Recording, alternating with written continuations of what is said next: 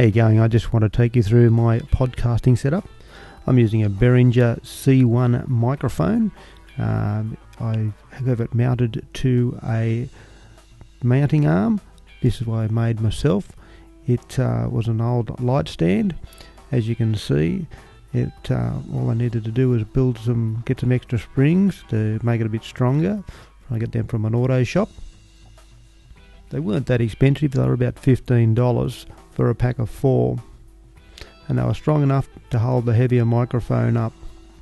The only other improvements I've done was I actually built a base for it down the top, and obviously the microphone mounting point I had to adjust and build. But all in all, now I have a good quality microphone stand that's good as anything you can buy. This then runs through into my mixer, a Behringer 802 into line 1. It then runs from the mixer into the audio interface. This is a Behringer F202 interface. Now, my big whinge. This was bought for a 64-bit operating system. However, it does not operate on a 64-bit operating system at all. Behringer have no plans to make it work for a 64-bit operating system. So, if you're going to buy one of these to suit a 64-bit operating system, don't bother. Now that controller runs into the old PC, a Pentium 4 running at 3 GHz. I don't need an excessively powerful machine for my podcasting, so I have a basic machine, plus the F controller won't work in my i7 new video editing PC. And I have these great Behringer headphones to monitor all the outputs from the soundboard and anything else. They're very comfortable. They're an excellent set of headphones.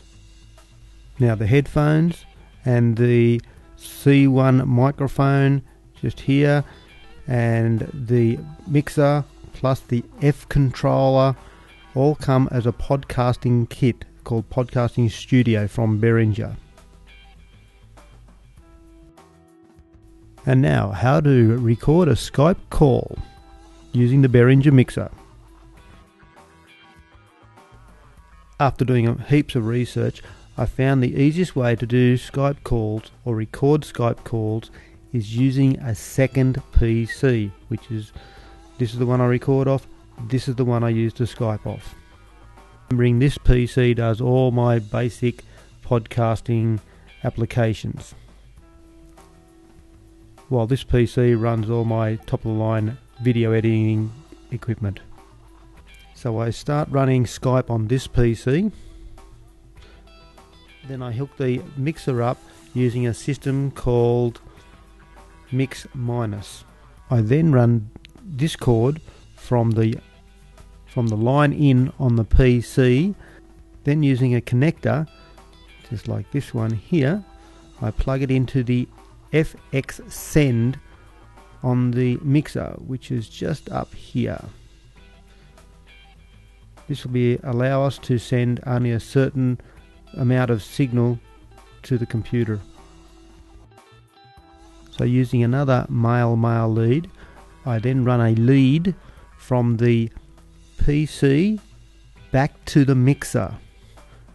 Now this goes out of the headphone jack on the PC and then to the left channel on 5 and 6 using this adapter here.